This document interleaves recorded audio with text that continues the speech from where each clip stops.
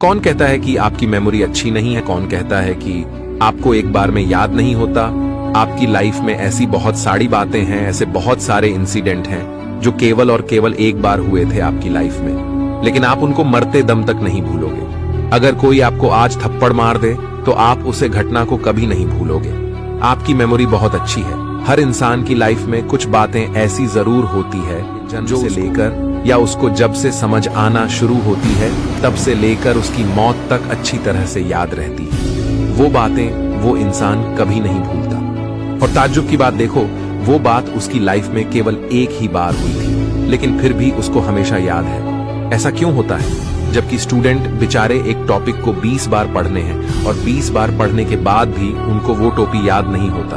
और ये जो एक सेकंड की घटना थी ना कि किसी ने आपको थप्पड़ मार दिया, वो आप हमेशा याद रखोगे आपके दिमाग में। वो बात चुप जाती है और यहाँ पर आप इतनी मेहनत करते हो याद करने के लिए, कुछ भी याद नहीं। राहत, आज का ये वीडियो केवल स्टूडेंट के लिए नहीं है, ये वीडियो है सब लोगों के लिए, क्योंकि हमें हर रोज कुछ ना कुछ याद रखना पड़ता है। चाहे किसी दुकान का नाम हो, चाहे किसी का नाम हो, चाहे कोई बात हो या चाहे कोई कम हो जो हम बाद में करने का प्रॉमिस करके फिर भूल जाते हैं।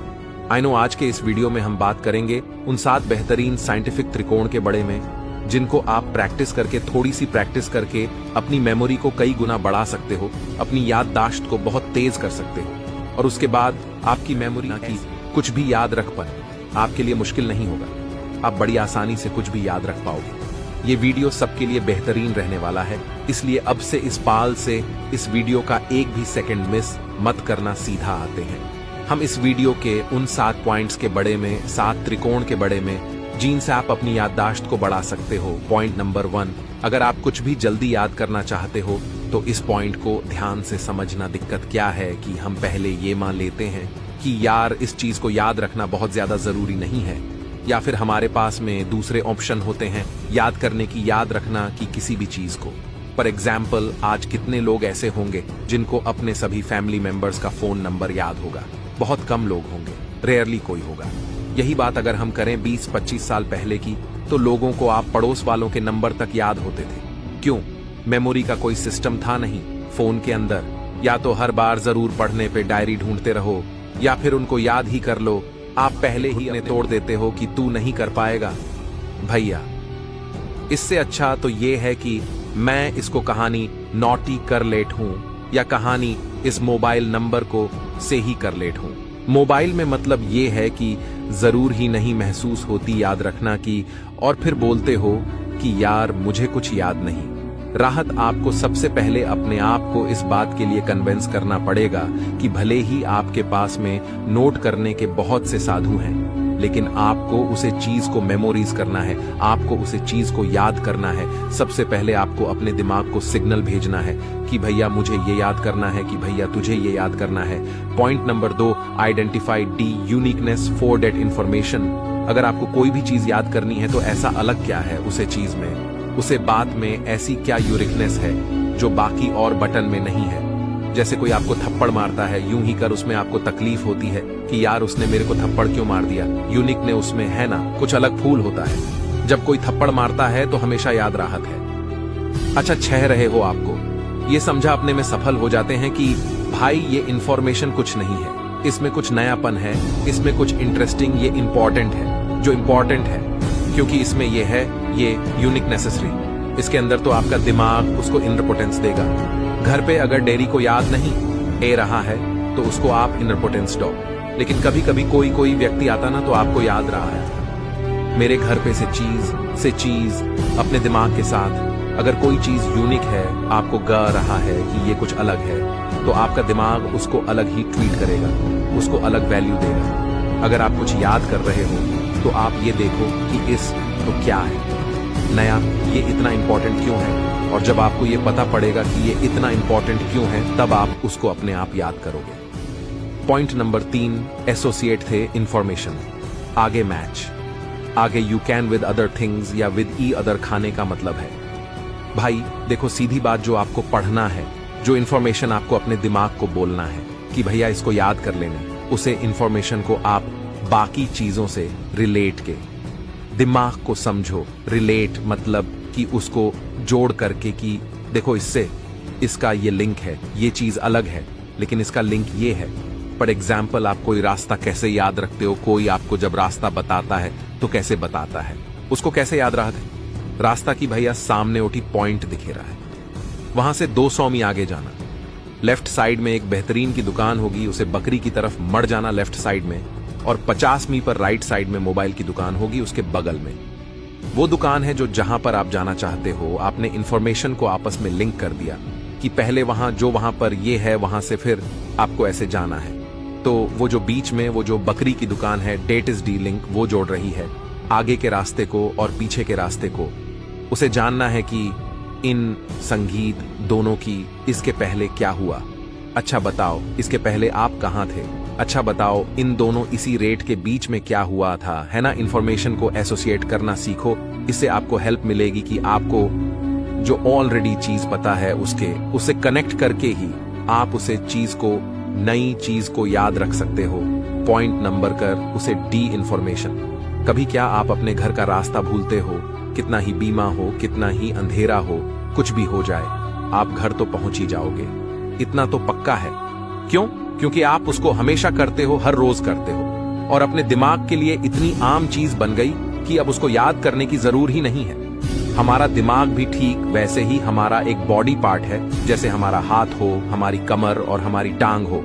अगर आप डेली रनिंग करोगे ना तो आपका पर कभी नहीं दिखेगा, आप तेजी से दौड़ पाओगे। अगर आपने 10 दिन का ब्रेक दे दिया, बीच में 10 दिन तक अगर आप नहीं धोए, तो आपके पैरों की तरफ से रेजिस्टेंस पैदा हो जाएगा कि भाई अब मैं तैयार नहीं हूं, मुझे थोड़ा टाइम चाहिए, मैं ट्रेड नहीं हूं। हमारा दिमाग भी एक मसाला है, उसको आप जितना वर्कआउट कराओगे ना, जितना उसको आप असाइनमेंट डॉग, उसको जितना चैलेंज करोगे कि भाई अब ये करके दिखा, उतना ही वह एक्टिव रहेगा, उतना ही वह पार्टिसिपेट करेगा और चीजों को याद रखना की कोशिश करेगा। तरीका नंबर 5, किसी भी चीज को याद रखना का सेल्फ टेस्ट, सेल्फ वेरिफिकेशन बहुत जरूरी है कि जो इंफॉर्मेशन आपके ब्रेन ने अब ये भी रिसीव करी है, वो उसमें ठीक से स्टोर हो गई है कि नहीं हो गई है। जब आप घर पे ताला मारते हो, चाबी निकाल लेते हो तले से, तो उसको थोड़ा सा हिल के देखते हो ना कि भैया लॉक हुआ कि नहीं हुआ, से चीजों को रिकॉल करने की प्रैक्टिस करो। रिकॉल मतलब एक बार याद हो गया तो फिर उसको आप समय पे याद कर पाते हो कि नहीं कर पाते हो। आप ये बताओ, आप कोई भी चीज याद क्यों रखते हो? ताकि वो आपको बाद में कभी कम आए, है ना? और अगर जरूर पढ़ने पे वो आपके दिमाग से बाहर ही नहीं निकाल रही है, तो फिर क्या फायदा याद करने का? आपने पहले भी टाइम वेस्ट किया, अब टाइम वेस्ट कर रहे हो। आपको रिकॉल करने की प्रैक्टिस करनी है। आपको अपने आप पता जाएगा कि मुझे किस चीज में दिक्कत हो रही है।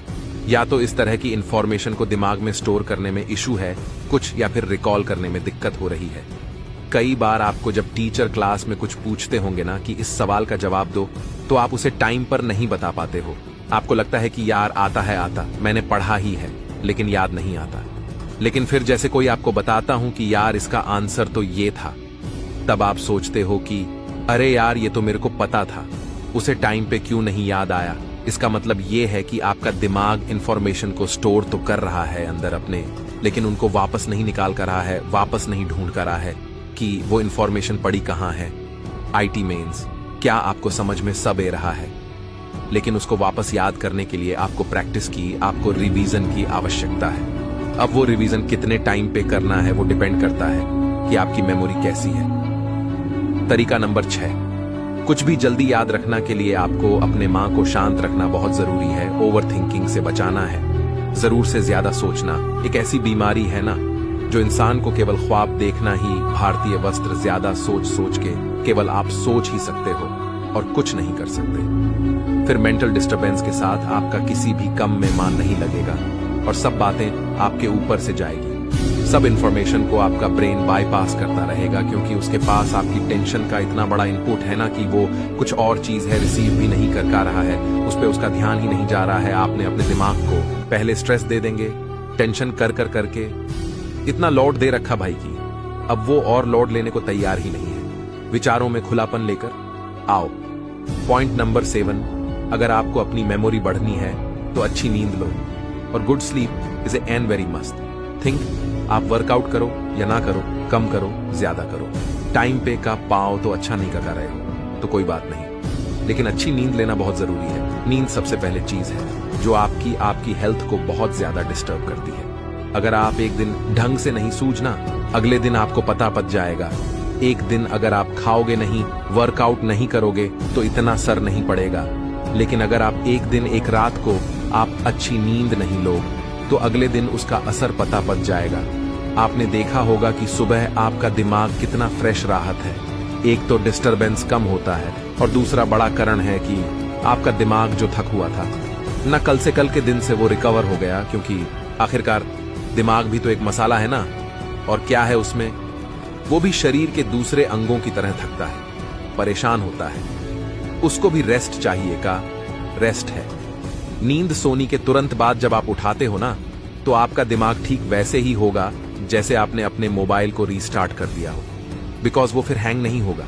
जल्दी से एक बार में 7 पॉइंट्स को रिवाइज कर देता हूं। जीन्स, आप अपने मेमोरी बढ़ा सकते हो। पॉइंट नंबर 1, अपने आप को कन्विंस करो कि मुझे याद रखना है। पॉइंट नंबर 2, ये देखो कि उसे इंफॉर्मेशन में क्या यूनिकनेस है, क्या उसमें अलग है। पॉइंट नंबर 3, एसोसिएट थी इंफॉर्मेशन, आगे मैच, आगे you can with other things.